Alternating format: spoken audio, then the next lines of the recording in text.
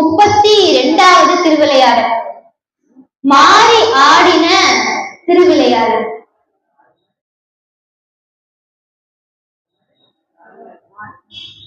முன்னொரு காலத்துல பாண்டிய மன்னர் சிறப்பாக அரசாட்சி செய்து கொண்டு வந்தது. எல்லா கலைகளையும் கற்று தேர்ந்தார்.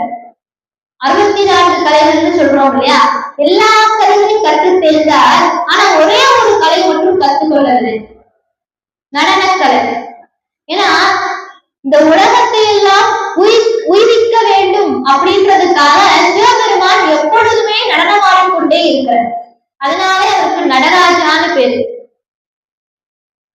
அப்பேற்பட்ட சிவபெருமான் அவர் செய்து கொண்டிருக்கக்கூடிய அவருடைய அந்த கலை, அந்த பரதக்கலையை நாம் கற்பது அப்படின்றது முறையல்ல, அது மனிதர்கள் கற்பது அப்படின்றது முறையல்ல.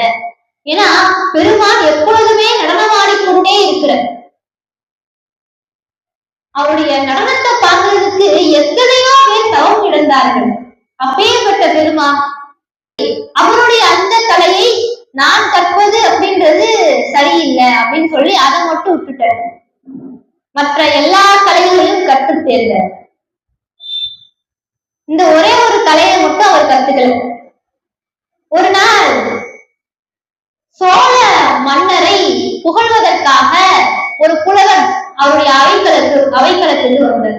ஏன்னா அந்த காலத்துல புலவர்கள் எல்லாம் ஒவ்வொரு நாட்டுக்கும் போய் அங்க இருக்கக்கூடிய மன்னருடைய புகழை எல்லாம் பாடி பரிசில் பெறுவது வழக்கம். அதற்காக ஒரு புலவர் ஒருவர் சோழ நாட்டுக்கு சென்று சோழ நாட்டு மன்னரை புகழ்ந்தார். மன்னா, உன்னை போன்று 64 கலைகளை கற்றவர் எவர் உள்ளார் அப்படின்னு சொல்லி அவரை போற்றி புகழ்ந்த சோழ மன்னரும் ரொம்ப மகிழ்ச்சி அடைந்து அவருக்கு பரிசு பொருட்கள் எல்லாம் கொடுத்தார். அவரிடத்துல பரிசு பொருட்களை எல்லாம் வாங்கிவிட்டு பாண்டிய நாட்டுக்கு வந்தார். மதுரை மாநகர் பாண்டிய நாட்டுக்கு வந்தார். வந்து பாண்டிய மன்னனை போற்றி புகழ்வதற்காக வந்தார். பாண்டிய மன்னிடத்திலே சொல்ற 64 கலைகளையும் கற்றவர் என்கின்ற சிறப்பு சோழ மன்னனுக்கே உரியது. மன்னா, உனக்கு அந்த பெருமை கிடையாது. நீ 64 கலைகளையும் கற்றவன் அப்படின்னு சொல்லி உன்னை என்னால் புகழ முடியாது. நீ கற்காத பரதக்கலைகளையும் நன்கு கற்று தேர்ந்தவன் சோழ மன்னன்.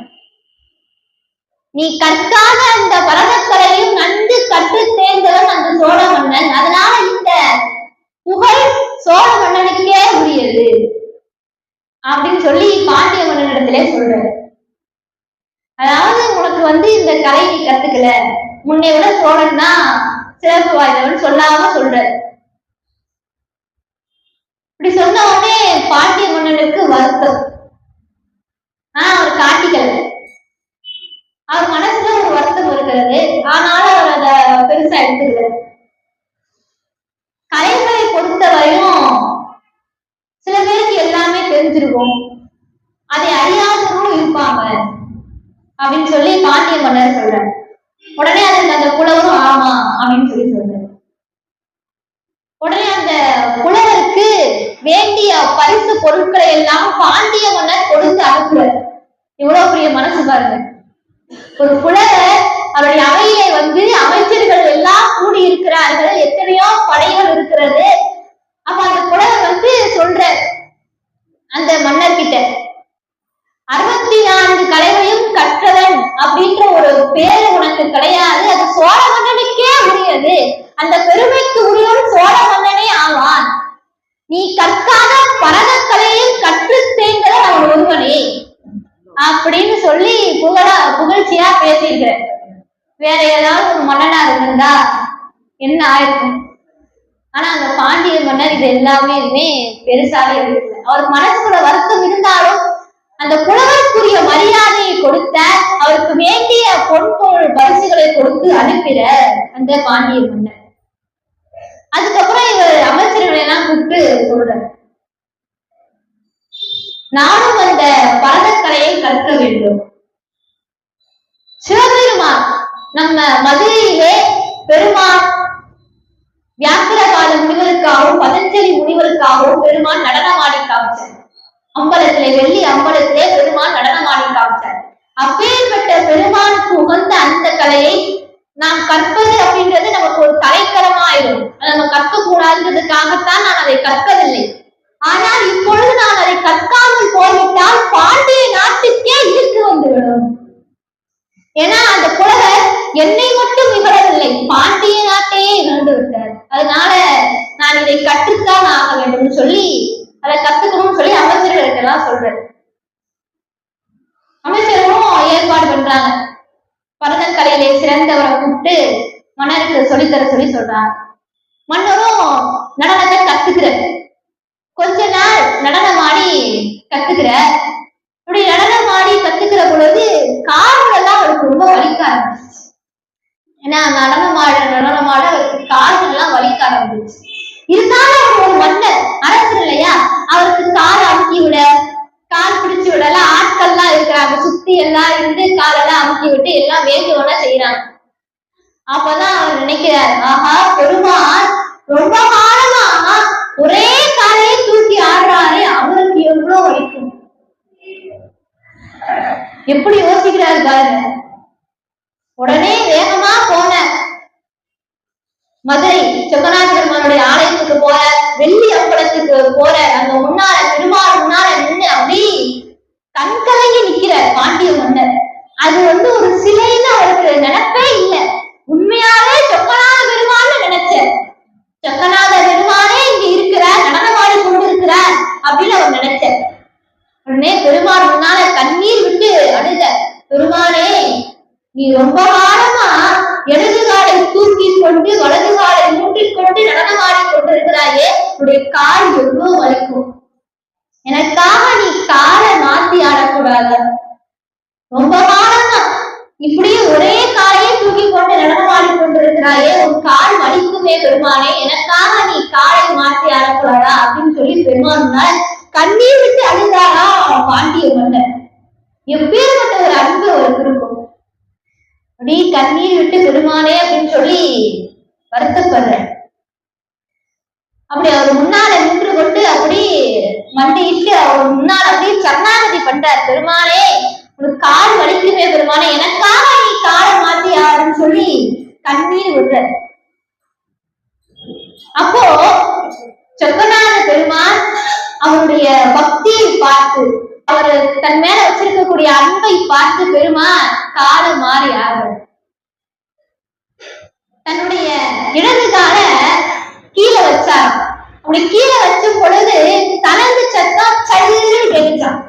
உடனே அந்த பாண்டிய உடனே நிமிந்து பாக்குற, எப்படி இருக்கும் ஒரு பெருமாள் தன்னுடைய இடது கால கீழே வைக்கிற பொழுது சல்லுன்னு சலங்க சத்தம் கேக்குது. இப்படி நிமிந்து பாக்குறாரு பெருமாள். அப்படி அந்த ஓரத்திலே நடனமாடி காமிச்சார். இந்த நடனத்தை பார்ப்பதற்கு எத்தனையோ பேர் தவம் கிடைக்கிறார்கள். வியாக்கிரபாத முனிவருக்காகவும் பதஞ்சலி முனிவருக்காகவும் பெருமான் வெள்ளி அம்பலத்தை நடனமாடி காமித்தார். அப்பேற்பட்ட பெருமான் பாண்டிய மன்னனுக்காக கால் மாறி நடனமாடி காமித்தார். அவருக்கு அப்படி உள்ள மகிழ்ந்து என்ன அவர் அறியாமல் அப்படி அவர் கூட்டார்கள். இன்னும் ஒரு அதிசயம் இதுன்னு சொல்லி கண்களிலே கண்ணீர் வருகிறது. அப்படி பெருமானை போற்றார். பெருமானே இந்த எளியவனுக்காக நீ இறங்கி வந்து இப்படி நடனமாடி காமிச்சே, இதே கோலத்தே நீ எப்பொழுதும் இருக்க வேண்டும் என்று அந்த பாண்டிய மன்னர் வேண்ட. அதே மாதிரி தன்னுடைய இடது காலை ஊற்றி வலது காலை தூக்கிய திருவடியோடு பெருமான் காட்சி கொடுக்கிறார் நமக்காக. அப்போ எப்படின்னு பாருங்க, அன்புக்கு எளியவனா இருக்கக்கூடிய சிவபெருமான். இந்த பாண்டியவனுடைய அன்பு அது எப்பேற்பட்டது.